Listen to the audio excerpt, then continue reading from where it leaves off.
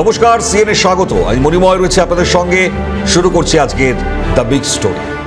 বছরের পর বছর রাজ্যে ঘটা করে বিশ্ববঙ্গ বাণিজ্য সম্মেলন করেছে পূর্বতন তৃণমূল সরকার, আর সেই সম্মেলন থেকে দেওয়া হয়েছে একের পর এক প্রতিশ্রুতি।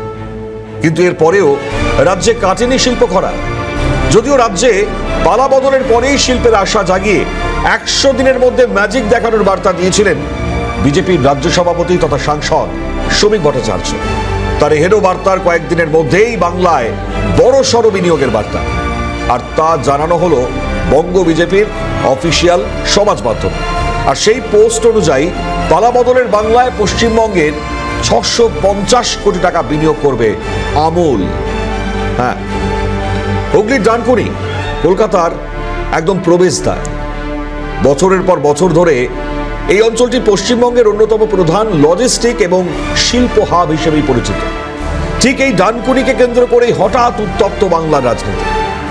সামাজিক যোগাযোগ মাধ্যম থেকে শুরু করে চায়ের দোকান, সব জায়গাতেই ঘুরপাক খাচ্ছে একটা খবরটা কি?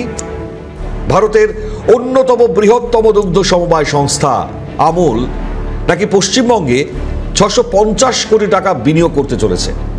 হ্যাঁ, রাজনৈতিক মহলে এই বিনিয়োগ নিয়ে তীব্র দড়ি টানাটানি শুরু হয়ে গিয়েছে। এক পক্ষের দাবি রাজ্যে রাজনৈতিক পরিবেশের পরিবর্তন বা পালাবদল হওয়া, আর সেই পালাবদল হওয়াতেই নাকি 100 দিনের মধ্যে এই ম্যাজিক দেখা যাচ্ছে। বিজেপি রাজ্য সভাপতি শ্রমিক ভট্টাচার্য কয়েকদিন আগেই দাবি করেছিলেন রাজ্যে পরিবর্তন এলে 100 দিনের মধ্যে শিল্পে জোয়ার আসবে, আর তারপরেই এই পোস্ট। কিন্তু প্রশ্ন হলো, 650 কোটি টাকার এই বিনিয়োগের গল্পটা কি এতটাই সরল? এটা কি কোনো জাদুদণ্ডের স্পর্শে রাতারাতি এলো, নাকি এর পেছনে রয়েছে এক দীর্ঘ প্রশাসনিক এবং বাণিজ্যিক ইতিহাস? দেখুন, অর্থনৈতিক বিশ্লেষকরা বলছেন কোনো কর্পোরেট সংস্থায়, তা সে আমুল হোক বা টাটা, কোনো রাজনৈতিক দলের সদিচ্ছা দেখে বা ওই 100 দিনের ম্যাজিকে 650 কোটি টাকা পকেট থেকে বের করে দেয় না। আমুলের ডানকুনি প্রকল্পের ইতিহাস কিন্তু আজকের নয়। এর পেছনে দীর্ঘ কয়েক বছরের পরিকল্পনা, জমি চিহ্নিতকরণ, একই সঙ্গে বাংলার বিশাল ডেয়ারি মার্কেটের উপযোগিতা। রাজনীতি এখানে কৃতিত্ব নেওয়ার লড়াই করতে পারে, কিন্তু ব্যবসার নিজস্ব একটা ব্যাকরণ থাকে। দেখুন, দক্ষিণবঙ্গের ঘনবসতিপূর্ণ অঞ্চলটি হচ্ছে আমুলের জন্য সোনার খনি। প্রতিদিন এখানে লক্ষ লক্ষ লিটার দুধের চাহিদা রয়েছে।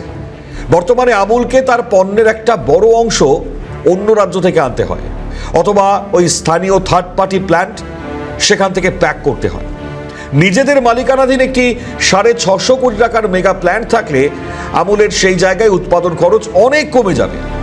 শাসক শিবিরের দাবি এই প্রকল্প তাদেরই শিল্প বান্ধব নীতির ফসল।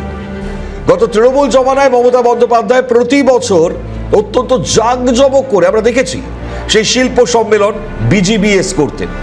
হ্যাঁ, উদ্দেশ্য একটাই, বাঙালির বন থেকে শিল্প বিরোধী এই তকমাটাকে মুছে ফেলা এবং রাজ্যে ওই লগ্নি টানার বিষয়বস্তু আর কি। বিজিবিএস এ ঘোষিত যে বিনিয়োগ, তার খতিয়ান যদি একটুখানি আপনাদের সামনে আমি তুলে ধরি, একটু গ্রাফিক্যালি প্রেজেন্টেশন আপনাদেরকে দেখাই।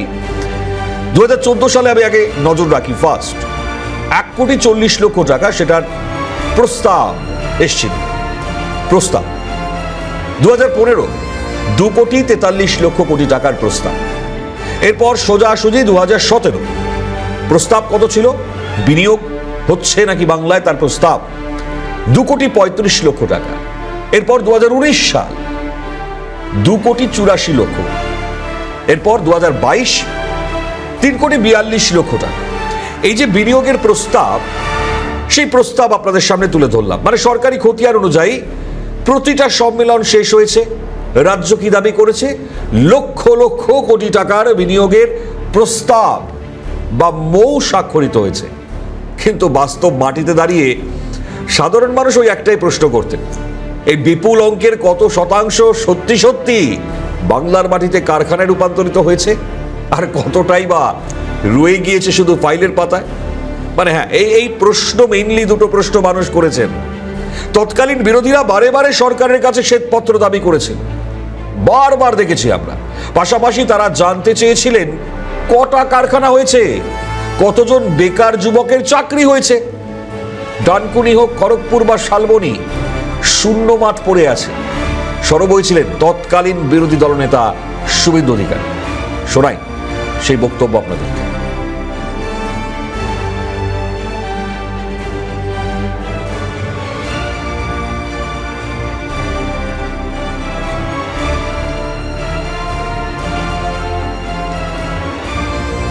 বেশ, আমরা যেটা শুনলাম বা শুনেছি, তিনি বলেছিলেন বিনিয়োগের প্রস্তাব আর বাস্তব বিনিয়োগের মধ্যে একটা বড় ফারাক থাকে।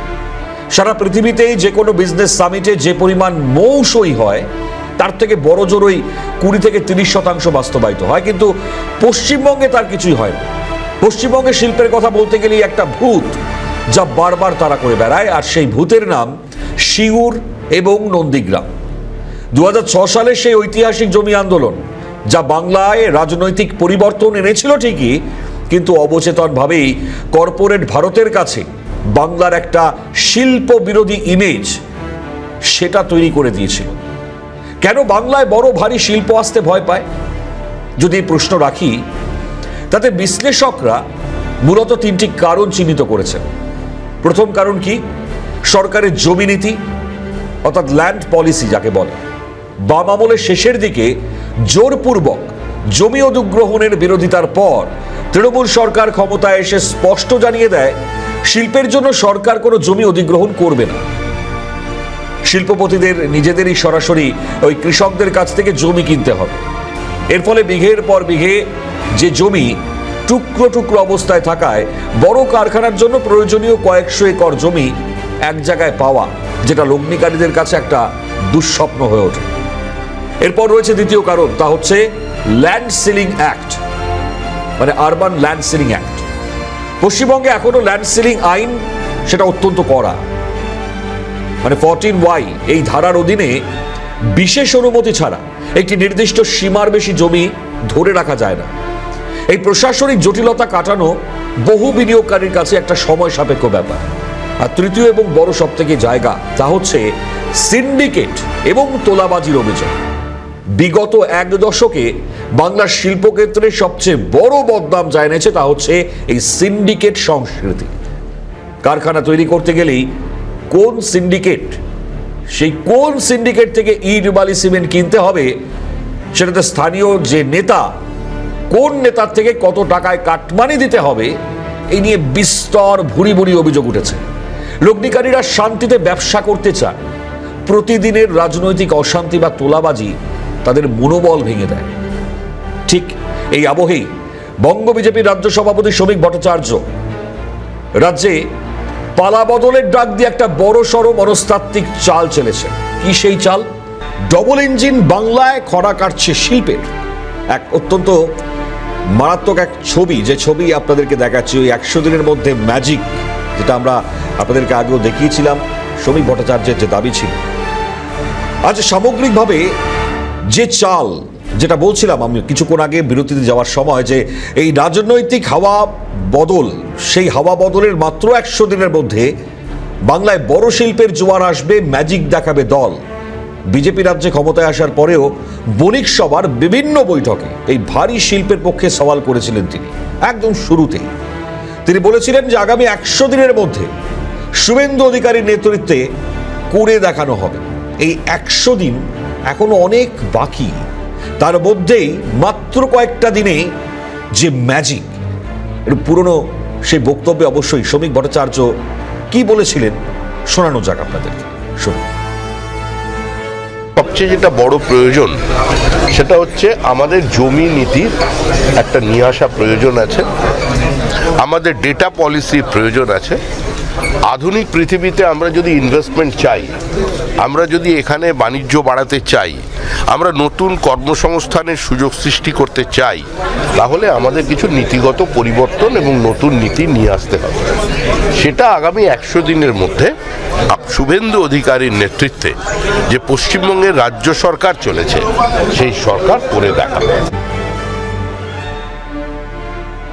শ্রমিক ভট্টাচার্য তিনি দিল্লিতে গিয়েছিলেন, আমরা দেখেছি তার বৈঠক অর্থমন্ত্রী নির্মলা সীতারামনের সঙ্গে। সেই বৈঠক দীর্ঘ অনেকটা সময় ধরে, প্রায় 1 ঘন্টার কাছাকাছি সেই বৈঠক, যেখানে বাংলার অর্থনৈতিক সংকট থেকে উত্তরণের সম্ভাব্য পথ জানিয়ে বিস্তারিত আলোচনা হয়েছে, যেটা বিজেপির সূত্র দাবি করেছে। বৈঠকের পর শ্রমিক ভট্টাচার্য তিনি জানাচ্ছিলেন যে পশ্চিমবঙ্গের আর্থিক ভাড়ারের যে কার্যত শূন্য অবস্থা, সেই বিষয়ে কেন্দ্রীয় অর্থমন্ত্রী তিনি নিজে অবগত। তার কথায় কেন্দ্র এবং রাজ্য একসঙ্গে কাজ করে কিভাবে এই পরিস্থিতি থেকে বেরিয়ে আসতে পারে, সেই পথ তিনি খুঁজে বার করবেন বলেই তার বিশ্বাস। রাজ্যে কর্মসংস্থান বৃদ্ধির পক্ষেও সওয়াল করেছিলেন সেদিন শ্রমিক ভট্টাচার্য। তার আরো একটা বক্তব্য শুনুন। তৈরি হবেই, তাহলে শিল্প আসবে কি করে? আজকের পৃথিবী বদলে গিয়েছে, আজকের শিল্প সম্পর্কে মানুষের ধ্যান ধারণাও বদলে গিয়েছে। সুতরাং এখানে এআই এরও প্রয়োজন আছে, ক্যাপিটাল ইন্টেন্সিভ ইউনিটও যেরকম আসবে, তার সঙ্গে সঙ্গে সেটা আরও বেশি জব প্রডিউসিং হবে, সেটার দিকেও কর্মসংস্থান বাড়াবে। কারণ আমাদের অনেক ক্ষেত্রেই দেখা যায় পৃথিবী জুড়েই এটা একটা সমস্যা যে অর্থনৈতিক বৃদ্ধি হচ্ছে, কিন্তু তার সঙ্গে সঙ্গে যতটা কর্মসংস্থান তৈরি হচ্ছে না। এটা ইকোনমিস্টদের কাছে একটা একাডেমিক চ্যালেঞ্জ, আর পলিটিশিয়ানসদের কাছে এটা একটা অ্যাডমিনিস্ট্রেটিভ চ্যালেঞ্জ। তো এর মধ্যে 2-2-4 তো এখানে বলা যায় না, আমরা চেষ্টা করছি। এখন সব থেকে বড় বিষয় তা হচ্ছে লুটের রাজত্ব বন্ধ হবে, সংশোধন হবে, কাউকে ছাড়া হবে না। দিল্লি মুম্বাই থেকে অনেকের বিনিয়োগের ইচ্ছে। হরিণঘাটা ফার্ম ঘুরে দেখলাম, হরিণঘাটার দুরবস্থা দেখলাম। এখন অনেক কম দুধ উৎপাদন হয়। রাজ্যের শিল্পের সম্ভাবনা এবং হরিণঘাটা ডেয়ারি নিয়ে মন্ত্রী দিলীপ ঘোষ তার মন্তব্য সামনে এসছে, শোনাই। এদের অত্যাচারে পালিয়ে গেছেন দিল্লি থেকে, মুম্বাই থেকে, সব জায়গাতে তারা এখানে এসে করতে চান। আমি বললাম যে আমরা একটু সরকারটা ঠিক করে নিই, আপনাদের কাজ করার অনুকূলতা তৈরি করি, বেঙ্গল সামিটও হয়, এর ব্যবস্থাও হবে। ততদিনে যদি আপনাদের এসে আবার ধাক্কা খেতে না হয়, এরকম পরিবেশ তৈরি করবো আমার প্রশাসনিক, তারপরে আপনারা আসবেন। আমি পরশুদিন হরিণঘাটা গেছিলাম, ঘুরে দেখলাম বিশাল ফার্ম, বিশাল জায়গা, ইউনিভার্সিটিও তার মধ্যে জায়গা নিয়েছে। আরও দুঃখের বিষয়, সেখানে একটা বড় সুন্দর সুরভি গেস্ট হাউস আছে, সেটা এখন এসপির অফিস। এসপি সেটা অফিস করে দিব্যি উনি আছেন। তো আজ যদি মন্ত্রী ওখানে যায় থাকার জন্য, কোথায় থাকবে? তো এরকমই চলছে। রেলের বাংলোতে ওখানকার পুলিশ অফিসাররা থাকেন। রাজ্য সরকার কোনো দায়িত্ব না নিয়ে সব অন্যান্য সংগঠনের, কেন্দ্র সরকারের সম্পত্তি কবজা করে বসে আছে। তো হরিণঘাটায় দুরবস্থা দেখলাম, যে মাদার ডেয়ারি একসময় প্রতিদিন 6 লক্ষ লিটার দুধ তৈরি করতো, আজকে 30,000 লিটার তৈরি করে। তাও বাংলার ডেয়ারি তৈরি করা হয়েছে লুট করার জন্য। এক একটা সংস্থাকে 2-3টে ভাগ করে দেওয়া হয়েছে, লোক ঢুকানো, পয়সা নেওয়া আর লুটপাট করার জন্য। কারা করেছে? মন্ত্রীরা করেছে, ওদের লোকেরা করেছে। সব জায়গায় মাথায় একজন করে নেতাকে বসানো হয়েছিল। আমাদের এগ্রো মার্কেটিং আছে, সেখানে কেষ্টবাবু ছিলেন প্রেসিডেন্ট না চেয়ারম্যান, কোনোদিন আসেননি, কোনো খালি লুট করা। তো এগুলো লুটের রাজত্ব চলে, সেটা বন্ধ হবে, তারপরে সমাধান হবে। বিশাল জায়গা সম্ভাবনা আছে, সেটাকে আমি সংশোধন করবো। বহু ফুটো ফাটা আছে, এখনো লুট চলছে। অফিসাররা, নেতারা মিলিত হবে, কেউ ওখানে ভদ্রলোক নাই, আর কাউকে ছাড়া হবে না। মানে ভাবুন, কোথায় ছিল বাংলা, আর সেই বাংলা আজকে কোথায় এসে দাঁড়িয়েছে। মানে একটা সরকার, যে সরকার কার্যত মাজা ভেঙে দিয়েছে, এই অভিযোগ এর আগে থেকে বারবার করা হয়েছিল যে মাজা ভেঙে দেওয়া হচ্ছে পশ্চিমবাংলা, শিল্পের মাজাটাকে ভেঙে দেওয়া হচ্ছে। আজকে দাঁড়িয়ে যে পরিস্থিতির মধ্যে আমরা রয়েছি, তাতে একটা শিল্প আসছে, এই সম্ভাবনা একেবারে কানের সামনে শুনলেই আমরা প্রত্যেকে লাফিয়ে উঠি। আর আজ আমূল পরিবর্তন বাংলায় আনবে, এই আশা নিয়ে আমরা এগোচ্ছি। ইতিমধ্যেই যে বক্তব্য আপনারা শুনলেন দিলীপবাবু, তিনি যেমনটা বলছিলেন, দিলীপ ঘোষ, একই সঙ্গে রাজ্য বিজেপির প্রধান মুখপাত্র দেবজিৎ সরকার, তিনিও খুব তাৎপর্যপূর্ণ মন্তব্য রেখেছেন। কি বলছেন তিনি, শুনুন। সিদ্ধান্তকে স্বাগত জানাচ্ছি, রাজ্য সরকারের এই সিদ্ধান্তকে বিজেপি দলের পক্ষ থেকে স্বাগত জানাচ্ছি। আমুলের মতন একটি সংগঠন, কোঅপারেটিভ সংগঠন, সেটা যদি এখানে সরাসরি কাজ করতে শুরু করে এবং বিনিয়োগ করে, সেটাতে এই রাজ্যের প্রচুর মানুষের কর্মসংস্থান হবে। পশ্চিমবঙ্গে এমন কোনো অঞ্চল নেই যেখানে একটি করে ঘোষপাড়া নেই। যারা দুধের ব্যবসার সঙ্গে বা দুগ্ধ উৎপাদন, বিভিন্ন গো ব্যবস্থা, যেসব সিস্টেম আছে তার সঙ্গে যারা যুক্ত আছেন, যারা এই ধরনের চাষবাসের সঙ্গে যুক্ত, তাদের সবার উপকার হবে, আমরা এটা মনে করি। কেন্দ্রীয় সরকারের নিজস্ব রিপোর্ট অনুযায়ী ক্ষুদ্র এবং মাঝারি শিল্পে পশ্চিমবঙ্গে দেশের মধ্যে অন্যতম শীর্ষস্থান। যেমনটা বানতলা লেদার কমপ্লেক্স আজ এশিয়ার অন্যতম বৃহত্তম চামড়ার যে শিল্প হাব সেটা হতে চলেছে। ডানকুনি লজিস্টিক পার্ক এবং ফ্লিপকার্টের মতো বা অ্যামাজনের মতন যে ই কমার্স জায়ান্ট রয়েছে তাদের বিশাল বিশাল গুদাম বা ওয়্যারহাউস সেটা প্রমাণ করে দেয় যে বাংলার ভৌগোলিক অবস্থান পূর্ব ভারতের ব্যবসার প্রধান গেটওয়ে। অর্থনৈতিক বিশ্লেষক যারা রয়েছেন তারা কি বলছেন ভারী শিল্প বা স্টিল প্ল্যান্ট, গাড়ি কারখানা অবশ্যই দরকার, কারণ তারা একটা বড় ইকোসিস্টেম তৈরি করে। কিন্তু বাংলার মতন ঘনবসতিপূর্ণ রাজ্যে যেখানে জমির অভাব রয়েছে সেখানে টেক্সটাইল, ফুড প্রসেসিং যেমন আমুলের প্রকল্প, লেদার এবং আইটি এই ধরনের নন পলিউটিং এবং কম জমি নির্ভর শিল্পই বেশি বাস্তবসম্মত। সরকার বা বিরোধী যারাই ক্ষমতায় থাকুক না কেন এই বাস্তবতাকে অস্বীকার করা যাবে না। পরিযায়ী স্রোত বন্ধ যেটা করাটাই বাংলার আগামী দিনের যে কোনো সরকার তাদের কাছে সব থেকে বড় চ্যালেঞ্জ। আমুলের 650 কোটি টাকার প্রকল্প হয়তো কয়েক হাজার প্রত্যক্ষ এবং পরোক্ষ এই কর্মসংস্থান তৈরি করবে। বিশেষ করে গ্রামীণ পশুপালকদের জন্য এটি একটি বড় সুযোগ নিয়ে আসবে। কিন্তু বাংলার লক্ষ লক্ষ বেকার যুবকের ক্ষোভ সেটা প্রশমিত করতে এমন আরো 100টা আমুল প্রয়োজন। পশ্চিমবঙ্গের শিল্পের ভাগ্য কি কোনো ম্যাজিকের ওপর নির্ভর করে আছে, নাকি এর জন্য প্রয়োজন এক স্বচ্ছ, দীর্ঘমেয়াদী এবং রাজনীতিমুক্ত শিল্পনীতি? আমুলের মতন একটা জাতীয় স্তরের সমবায় যখন বাংলায় বড় বিনিয়োগের সিদ্ধান্ত নেয় তখন তা প্রমাণ করে যে বাংলার মাটির তলায় অর্থনৈতিক সম্ভাবনা এখানে ফুরিয়ে যায়নি। এ রাজ্যের সস্তা শ্রম, বিশাল বাজার এবং পূর্ব ভারতের প্রবেশদ্বার হওয়ার সুবিধে লগ্নিকারীদের আকর্ষণ করে। বাংলার মানুষ আর কোনো ফাঁকা প্রতিশ্রুতি বা ওই কাগজের মৌ দেখতে চায় না। তারা দেখতে চায় মাটির বুকে গড়ে ওঠা কারখানা, তারা চায় ঘরের ছেলের ঘরে ফিরে আসা। আমুলের 650 কোটি টাকা শুধুই একটা সংখ্যার খেলা হয়ে থাকবে নাকি সত্যি সত্যি বাংলার বন্ধ জানালাটা খুলে দেবে তা নয় সময় বলবে। তবে একটা কথা পরিষ্কার, রাজনীতির ম্যাজিকে নয়, বাংলা বাঁচবে তার শিল্পের শক্তিতে, তার নিজের পরিশ্রমে। আজ এখানেই শেষ করছি দ্য বিগ স্টোরি। অন্যান্য সব খবরের জন্য আপনাদের নজর থাক CNN।